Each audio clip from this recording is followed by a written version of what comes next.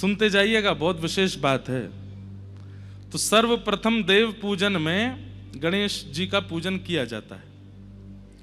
तो भागवत जी की कथा तो वैसे सब जगह ही शुभ होती है, लेकिन यहाँ प्रारंभ में ही श्री गणेश पूजन हो गया, गणेश चतुर्थी हो गई। फिर गणेश जी के पूजन के बाद प्रारंभ होता है शुभ कार्य का, तो फिर उसके बाद गुरु पूजन होना चाहिए। तो गुरु पूजन के रूप में ऋषि पंचमी आ गई, उस दिन ऋषियों का पूजन हो गया। फिर हमारे जो आयोजन है या हमारी जो व्यवस्था है, उसकी रक्षात्मक रूप से जो उसकी रक्षा करें उनका वंदन होना चाहिए। तो बलदेव छठ आ गई, श्री बलदेव जी महाराज हल मूसल लेकर के पूरी कथा की रक्षा कर रहे हैं। उसके बाद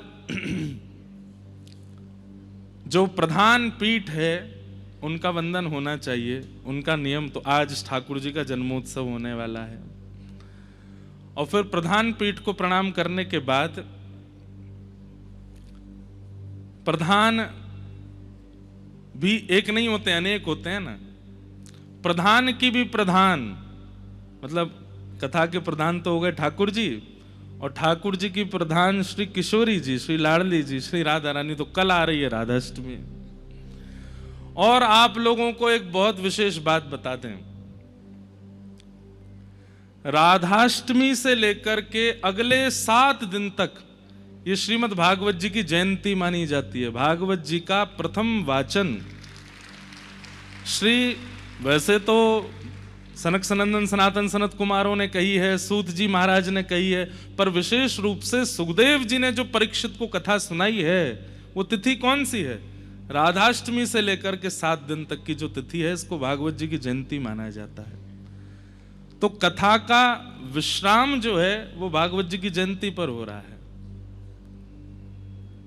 इतने संयोग एक साथ, वैसे तो हर साल ये तिथियां आती हैं, परंतु गणेश चतुर्थी से कथा प्रारंभ हर जगह नहीं हुई। आज तक हमने जो इतना विचार किया, या तो मध्य में आती है या अंत में आती है, लेकिन प्रारंभ में गणेश चतुर्थी, मध्याह्न में राधाष्टमी और विश्राम में भागवत जी की जयंती, ये तो भाग्यनगर में ही हुआ है, तो पहली बार ही हुआ है।